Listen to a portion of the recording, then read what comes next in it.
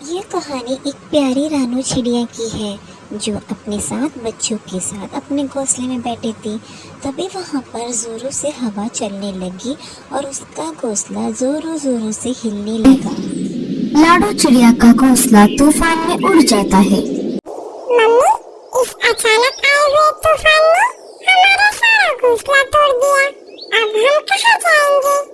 बच्चों, तुम चिंता मत करो, मैं तुम्हें मीनू मौसी के घर छोड़ कर आती हूँ। जब मैं हमारा घोंसला फिर से बनाऊंगी तब मैं तुम सबको वापस ले आऊंगी। नहीं मम्मी, हम आपको हमारा घोंसला बनाने में मदद करेंगे। हमें नहीं जाना मीनू मौसी के घर।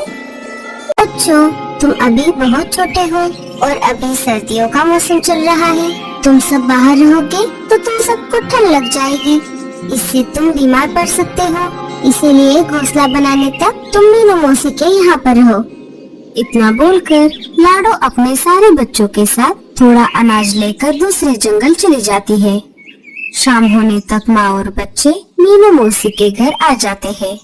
लाडो मीनू मौसी के घर का दरवाजा खटखटाती है। मीनू मौसी, अरे ओ मीनू मौसी, जल्दी से दरवाजा खोलिए। लाडो बहुत देर तक मीनू मौसी के घर का दरवाजा खटखटाती रही, लेकिन मौसी ने दरवाजा नहीं खोला। अरे लाडो, तुम यहाँ पर कैसे? क्या बताऊँ बुलबुल बहन? लाडो सारी बातें बुलबुल चिड़िया को बता देती है। इसीलिए मैं मीनू मौसी के यहाँ पर आई हूँ, लेकिन मौसी तो यहाँ पर नहीं है। वो 2 दिन पहले अपनी बेटी से मिलने के लिए जंगल से बाहर गई है। चलो लाडो, अब मैं चलती हूँ, मुझे अनाज लाने के लिए बाहर जाना है। ठीक है बुलबुल। बुलबुल चिड़िया वहाँ से चली जाती है। लाडो अब बहुत परेशान हो जाती है। पता नहीं अब मीनू मौसी वापस कब आएंगी। अब बच्चों को लेकर मैं किसके घर जाऊँ? इस पूरे जंगल में एक मीनू मौसी ही थी जिनके घर मैं बच्चों को कुछ दिनों के लिए वहाँ पर छोड़ सकती थी। बुलबुल चिड़िया का घोंसला भी बहुत छोटा है। अब तो थोड़ी देर में रात भी होने वाली है। तभी अचानक जोरदार बारिश शुरू हो जाती है। लाडो और बच्चे जल्दी से वहाँ से उड़कर एक अनजान पक्षी के घर के पास आ जाते हैं। लाडो घर का दरवाजा खटखटाती है। आप सब कौन हो और यहाँ पर क्या कर रहे हो? क्यों मेरे घर का दरवाजा खटखटाया? भैया जी, मेरा नाम लाडो है और ये है मेरे बच्चे। मैं पास वाले सुंदरवन जंगल से आई हूँ। मैं यहाँ पर मीनू मौसी के घर आई थी, लेकिन वो तो घर पर नहीं है और अचानक से ये जोरदार बारिश भी शुरू हो गई है।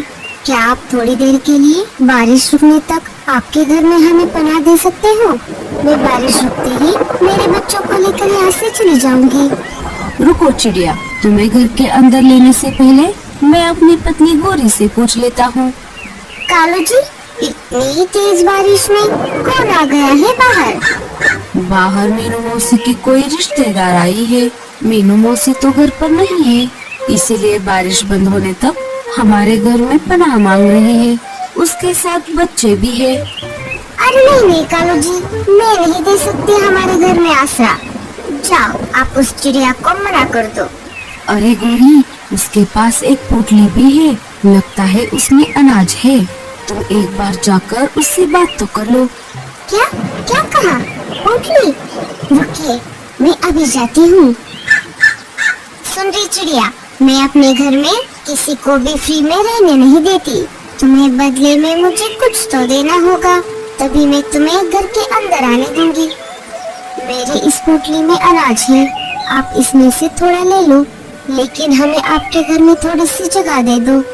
ठीक है, तुम सब घर में आ सकते हो और अंदर आते समय अपने पैर पोंछ कर आना। मुझे मेरा घर गंदा और गीला नहीं करना। तुम सब इस घोंसले में रहना और तुम्हारी पोटली से आधा अनाज मुझे किराए के तौर पर दे देना। लाडो आधा अनाज गोरी कौवे को दे देती है।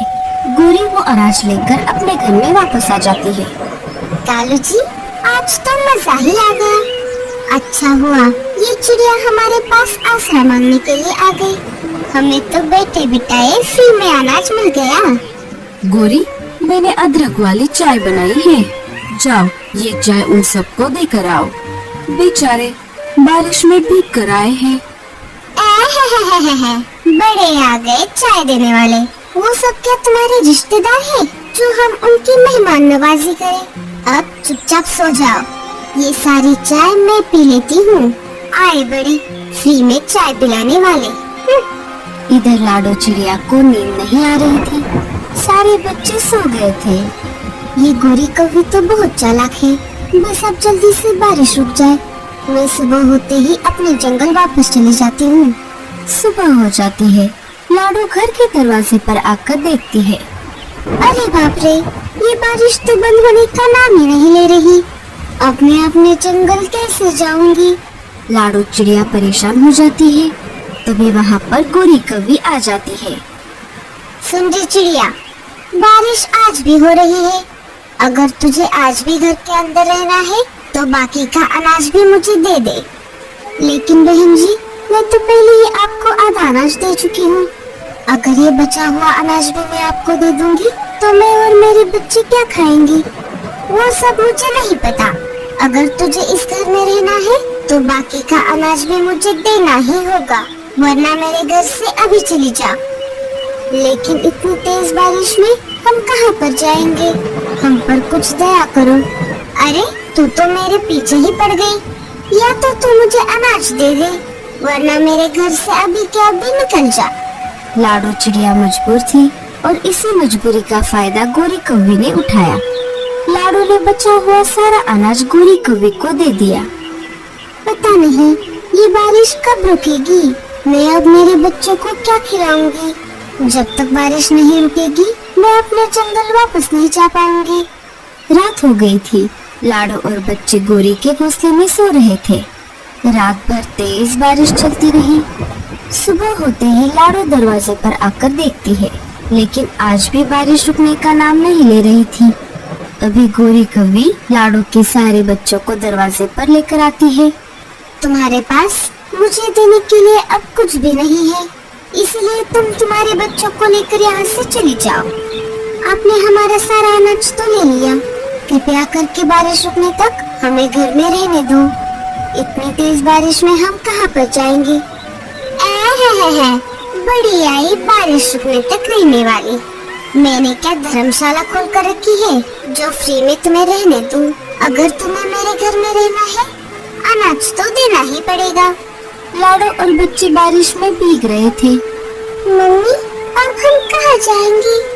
हमें बहुत ठंड लग रही है, ये बारिश का पानी तो बहुत ठंडा है। चलो बच्चों, हम किसी और पक्षी के घर जाकर मदद मांगते हैं। लाडो और बच्चे वहाँ से निकल जाते हैं और थोड़ी दूर आने पर उन्हें एक और घर दिख जाता है। वो उस घर के पास रुक जाते हैं।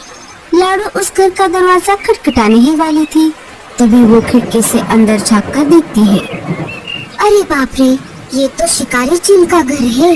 अगर इस घर के अंदर चली गई तो ये हम सबको खा जाएगा।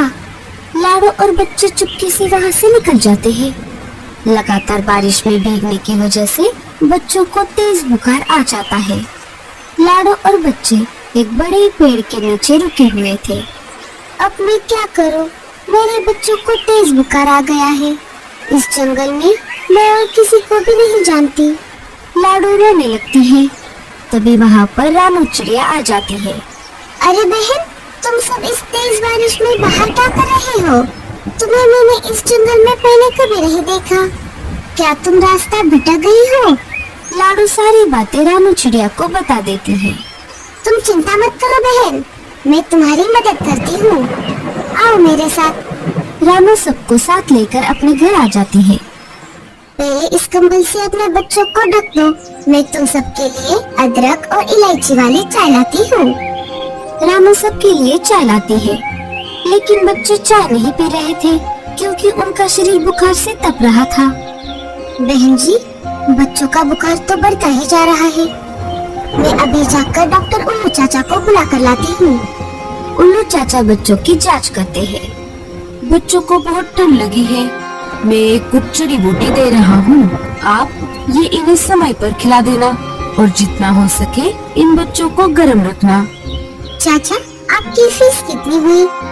रानू चिड़िया, जिस हालत में ये माँ और बच्चे तुम्हारे घर आसरा लेने के लिए आए हैं, उस हालत में मैं इनसे कैसे फीस ले सकता हूँ? आपका बहुत बहुत शुक्रिया चाचा। कोई बात नहीं, अब मैं चलता हूँ।